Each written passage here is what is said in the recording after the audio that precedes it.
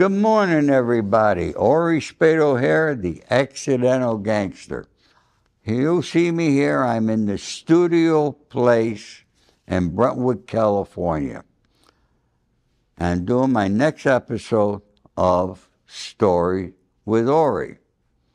Now, I've been promising you that I would be talking more about Sonny Franzese, as you all want to know more about him, how I met him, and how I knew him right up until 3 days before he passed away that we were talking. And I'd like to begin in the beginning, folks. How did I meet Sonny Franzese? Now, if you read my book, everything's in my book. Now, let me begin by saying, you know that I don't like talking about my gangster life because that's something that was in the past. I'm not like these other guys out there that got to go on every day and give you stories. But obviously you like those stories. So I'm going to start telling you a little more once a week. And the reason that I don't like talking about the past is because the past is the past. I lived the life. I was in the life. But I like to think about the future. Positive things. Being happy. Because I don't do this for a living. I have to do other things to make a living. And even at my age, I'm still hustling every day, just like I did when I began at the age of 12 years old. I will not stop until the day I die. So let's go. As you all know, my book is From Insurance Salesman to Hollywood Fixer. After I got out of the United States Army in 1966, I ended up working with a Prudential Insurance Company, and then from there with a company out of Garden City, Long Island, called Franklin United Life Insurance Company, where I became a general agent and given a certain territory in New York. What I did there was I was servicing automobile dealers, selling them credit life and accident health on the financing of automobile loans. And from there, I grew it to other things. And I got involved with a gentleman out of Scarsdale, New York, named Walter Fiveson, who had a company called Polyglycol. Now, Polyglycol was a car sealant that you put on your car. We guaranteed it for 3 years. And we had the rust proofing, we had auto alarms, we had warranties, we had every addition. But what made me different, folks, was I had a school where I trained finance and insurance men or business managers, whatever you want to call them, for automobile dealers. I was doing several millions of dollars a year. I had over 250 automobile dealers in the state of New York. Polyglycol was national. We did every Toyota that came into the ports was done with all our products, every single one. If you saw our advertising in those days, you would have thought we were the size of General Motors. We were very good at it. Walter was a very smart individual, nice guy. Him and his wife, Gloria, they lived in Scarsdale. And Walter gave a territory. It was Nassau, Suffolk County. I can't remember which county in Long Island, to his brother-in-law. Now, his brother-in-law also was related somehow to Michael Franzese, from my understanding. How that relationship was, I don't know. But what they did, they had a spot out there in Long Island. Instead of selling polyglycol, they were selling an inferior product. But somehow they got into the headquarters at Walter's offices in Tarrytown, New York at the time. And they were stealing the warranties from the bottom of the pack. But what happened was, because it was an inferior product, people were putting in claims. And that's how Walter found out that, hey, why am I getting these claims when we never issued these warranties? So he found out, and he was threatening to take the franchise away.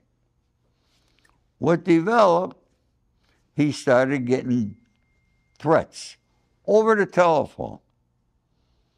Now, this is Michael Franzese, folks, okay?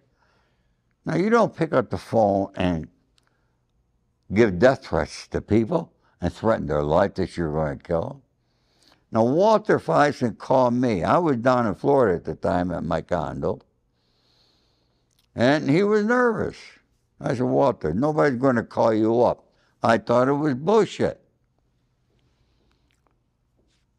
Finally, you know, Walter asked me to go into New York with him because we had an appointment with Victor Potomkin, who was a very large Cadillac dealer. One of the best. Victor was an awesome guy. And he asked me to come in and help him close the deal. So I flew in. We had the meeting in Victor's office. It was on 11th and I think 54th. And we closed the deal. And then Victor took us all to Club 21 in New York for lunch. And while we were there, Walter went to the payphone, to call his office. And he came back. He's white as a ghost because he got another death threat. And he leans over to me, he says, "Kid." That's what Walter used to call me, kid. Those were the nice days. A lot of people called me kid. He says, "Kid, I know you're wired in. Please stay over and get to the bottom of this for me." I said, okay.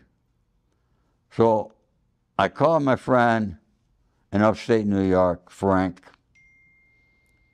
and he said, call Lou Perry. Lou Perry was a casting director. He happens to be the same Lou Perry that discovered Dean Martin and Jerry Lewis, and he was a very good friend of ours. So I called Lou. Lou called me back. He said, we got an appointment. We're going to dinner tonight. I'll pick you up at your hotel at 7 o'clock.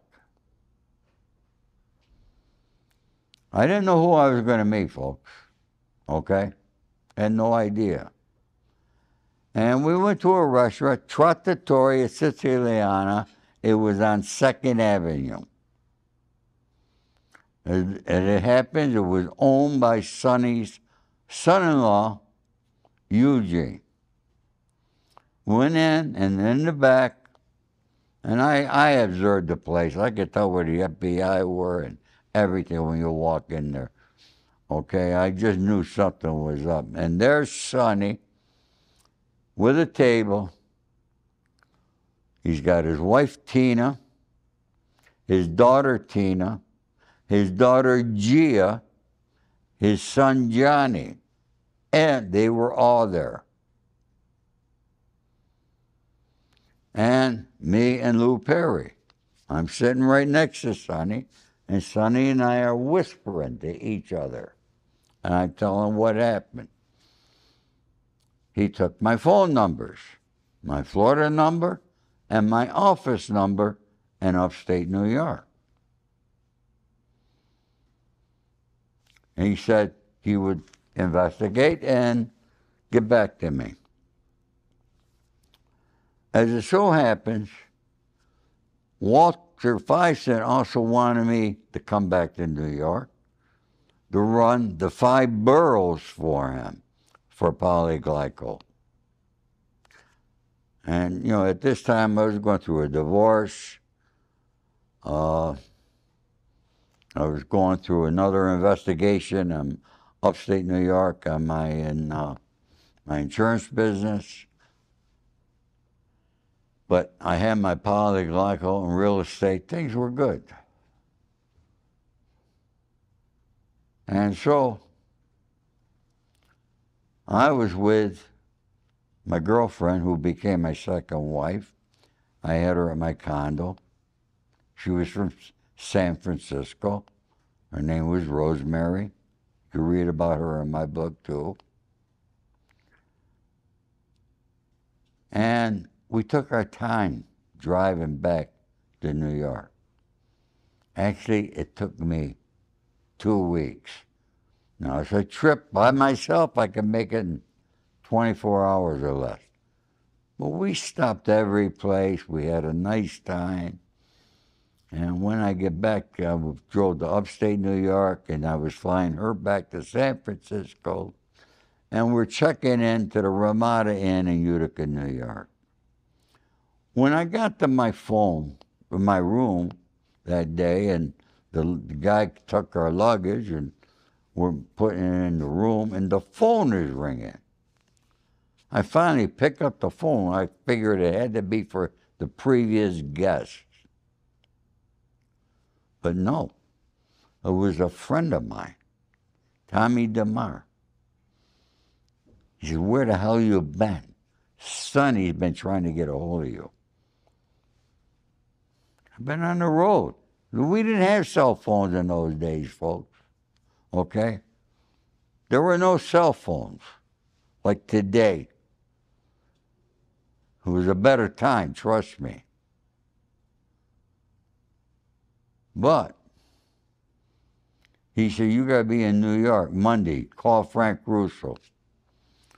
And so I called Frank. We got to be in New York. We drive to New York. We met with Sonny Franzese. And there was truth to it.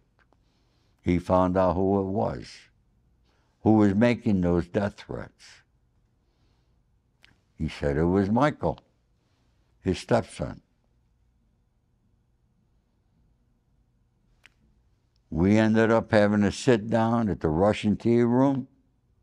We took care of the situation. When we walked out of the Russian tea room, Sonny grabbed me by the arm, walked me to the corner of 57th and Broadway. And he says, "Kid, I like you. You got balls."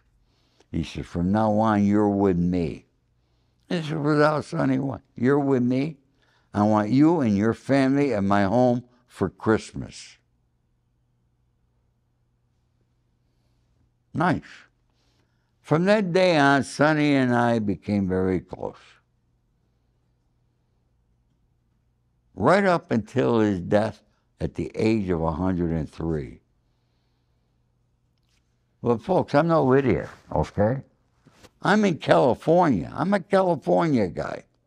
Yes, I was born in New York, but California is my home.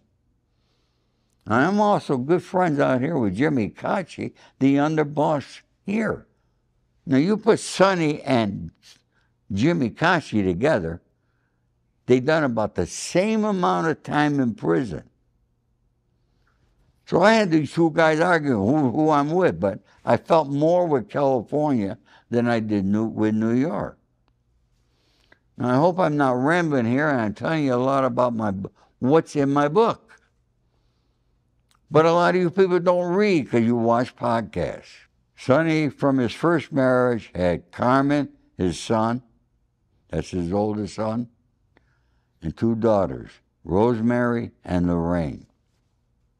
Lorraine was married to Eugene, and she was a school teacher. I think she became a principal, too. Grandchildren? I know all Sonny's grandchildren almost. I know the entire family. You must understand that my time with Sonny was totally different than his two boys from his second marriage. Now, he adopted Michael. Christina, or Tina, Sonny's wife, told me that Michael was a year and a half old when she met Sonny. So I'm going by what she said. Michael has a lot of different things. One day, Sonny's his father. The next day, he's adopted. And, you know. But I'm telling you what the mother told me. I'm telling you, Sonny told me he adopted Michael. Realize, you all know, you all have children, you have friends. Your relationship with your friends or people that are with you are different than your relationship you have with your children. So understand that my relationship was different. I was not a child of Sonny's. I was much more. Much, much, much more that I will never say. Read between the lines and understand what I'm saying. Sonny was a very intelligent guy, in addition to being one of the toughest guys ever on the streets. He was nobody to mess with, and his crew was nobody to mess with. I was part of that crew. Yes. And I ended up getting indicted with Sonny Franzese. I was in prison with Sonny Franzese. His two boys were not in prison with him. No, they were not. You can read about his boys. And in my next episode, I'm going to tell you more. I was accused by Michael of selling drugs to his brother Johnny. Michael knows it's a lie. Everybody else knows it's a lie, especially out here in California. Sonny never accused me. Sonny knew that I did nothing but help his son Johnny get sober. So I'm going to be talking more about that next week. I'm going to get more into detail. So, folks, I hope you enjoyed this episode. And I want to end, you see here my book. My book, if you want an autographed copy, you want to know more about Ori Spado, then by all means get this book. You get an autographed copy on my website, www.theaccidentalgangster.com. But now, take a look at this here candle, folks. This is an autographed candle. This candle is clean burning. It is handmade by Benjamin Candles here in Los Angeles. It takes 2 weeks for her to make one candle. So when you order these stuff, okay, realize it'll be 3 weeks before you get the candle and just a few days on my book. They're both available on my website. Please go there. You're going to want this candle, folks, because after you burn it, it's clean burning. You just clean it out, okay, and you keep your keepsakes in here. Thank you. Have a wonderful day.